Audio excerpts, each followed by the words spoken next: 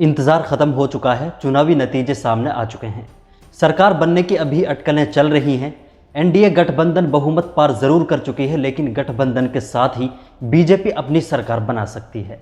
बहरहाल इस वीडियो में हम गुड़गांव लोकसभा सीट के बारे में और फरीदाबाद लोकसभा सीट के बारे में बात करेंगे, जिन दो सीटों में हरियाणा मेवात का हिस्सा शामिल है, और इन दोनों सीटों पर हार और जीत की वजह क्या रही, इन सभी चीज़ों के बारे में बात करेंगे।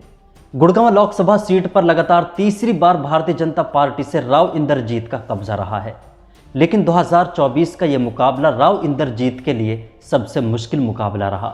इससे पहले बात करें तो राव इंद्रजीत सिंह ने 2014 में गुड़गांव लोकसभा सीट से ही 2,74,000 वोटों के एक बड़े मार्जिन से जीत हासिल की थी। इसके बाद 2019 में इसी लोकसभा सीट से राव इंद्रजीत ने 3,86,000 वोटों के एक और ज़्यादा बड़े मार्जिन से जीत हासिल की थी। लेकिन इस बार यह अंतर बहुत कम था। राज बब्बर के सामने ये मुकाबला आसान नहीं था। सिर्फ इस बार 75,000 वोटों के मार्जिन से ही राव इंद्रजीत ने जीत हासिल की है। राव इंद्रजीत की इस जीत पर कांग्रेस के उम्मीदवार और फिल्म अभिनेता राज बब्बर ने भी उन्हें बधाई दी, और इस मुकाबले के बारे में राज बब्बर ने कहा कि उन्हें मुखालिफों की तरफ से बाहरी कहा जा रहा था, लेकिन गुड़गांव की जनता ने उन्हें ये दिखा दिया है कि लोग उन्हें बाहरी नहीं समझते, और उन्हें अच्छी खासी तादाद में वोट भी मिले हैं, और कहा कि इतने वोट उन्होंने कभी हासिल नहीं किए थे।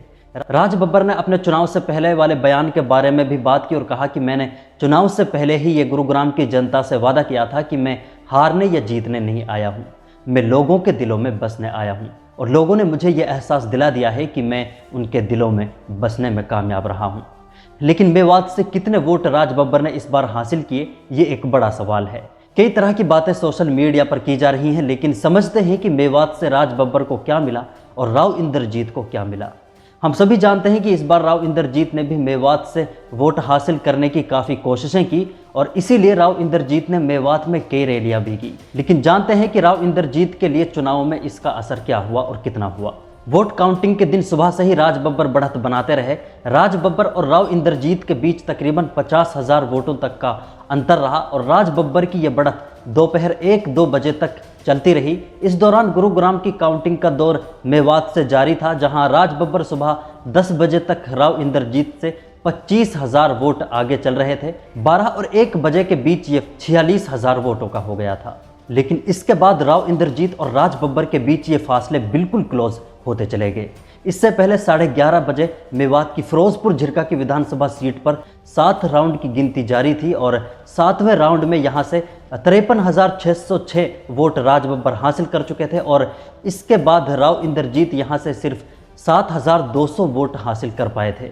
याद रहे, मैं सिर्फ फिरोजपुर झिरका विधानसभा की बात कर रहा हूं, और ये 7वां राउंड था, जहां सिर्फ एक विधानसभा में दोनों कैंडिडेट्स के बीच इतना डिफरेंस था। इसके बाद 12:30 बजे मेवात की पुनाहना विधानसभा सीट पर 12वां राउंड जारी था, और इस वक्त तक 12वें राउंड में इस विधानसभा से राज बब्बर 55,300 वोट हासिल कर चुके थे, और वहीं राव इंद्रजीत इस वक्त तक यानी 12:30 बजे तक पुनाहना की विधानसभा सीट से सिर्फ 8,377 वोट ही हासिल कर पाए थे।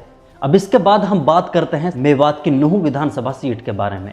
12:30 बजे तक नूंह विधानसभा सीट पर राज बब्बर 51,890 वोट हासिल कर चुके थे, और इस वक्त तक नूंह विधानसभा सीट से बीजेपी के राव इंद्रजीत 20,074 वोट हासिल कर चुके थे। और यहाँ नूंह विधानसभा सीट पर जो मेवात की 2 विधानसभा सीटों पर एक बड़ा मार्जिन और एक बड़ा डिफरेंस जारी था, नूंह की विधानसभा सीट पर यह डिफरेंस राव इंद्रजीत के लिए बहुत कम हो चुका था।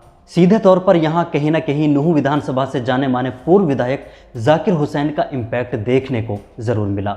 लेकिन इसके अलावा रेवाड़ी विधानसभा सीट के बारे में बात की जाए तो 12:30 बजे तक रेवाड़ी विधानसभा सीट पर राव इंद्रजीत 12,335 वोट हासिल कर चुके थे, और वहीं राज बब्बर 17,416 वोट हासिल कर चुके थे, और ये अंतर कोई ज़्यादा अंतर नहीं था। इसके अलावा मेवात की विधानसभा सीटों के अलावा राज बब्बर और राव इंद्रजीत के बीच थोड़ा थोड़ा फर्क रहा।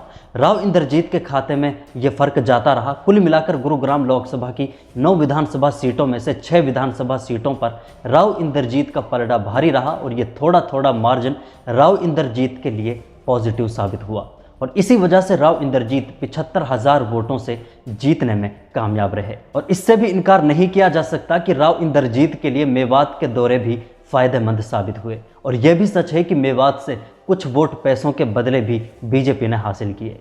कई जगह से ऐसी खबरें सुनने को मिली जहां 600 या 700 रुपयों के बदले एक वोट बीजेपी ने हासिल किया, और आप में से भी बहुत से लोगों ने ये सुना होगा या देखा होगा। और मेरे लिए ये चीज़ इसलिए काबिल जिक्र है कि वोटिंग से एक दिन पहले इस तरह की चीज़ें और इस तरह की सिचुएशन मैं अपने आसपास देख चुका था। बहरहाल कोई जीते या कोई हारे, लेकिन उनके लिए ना तो खुशी का लम्हा है और ना उन्हें जश्न मनाने का हक है जिन्होंने सिर्फ कुछ टकों के बदले अपना ज़मीर बेच दिया हो।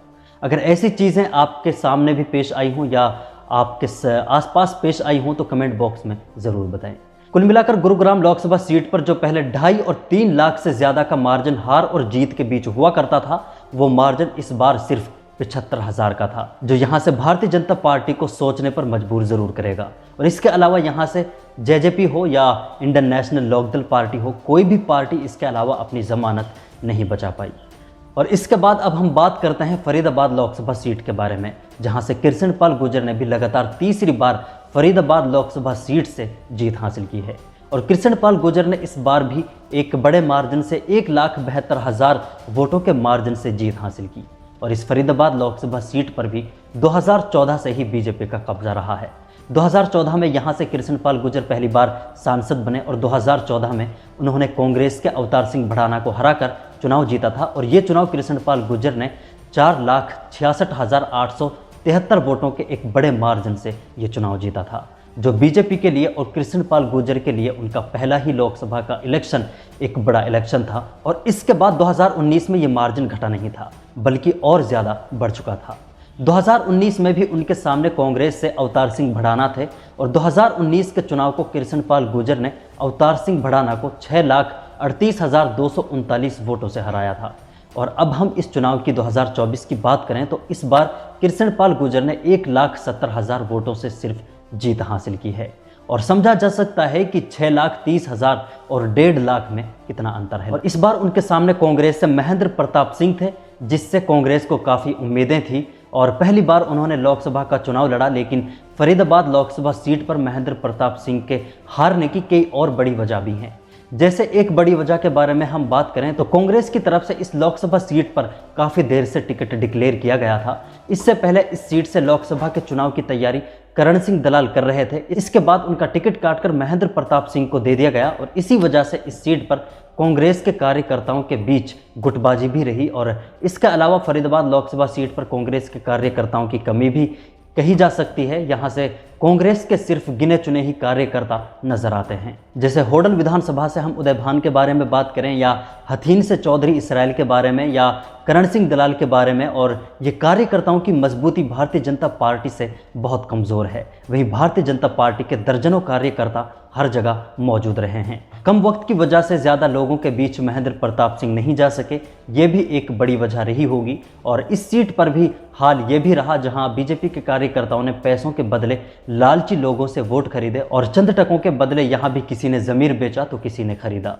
बहरहाल आपकी भी अगर कोई राय है तो कमेंट बॉक्स में ज़रूर बताएं। और क्या आपके आसपास भी वोटों का सौदा हुआ या ज़मीर का सौदा हुआ? अगर इस तरह के हालात आपने भी देखे हों तो कमेंट बॉक्स में आप ज़रूर बता सकते हैं।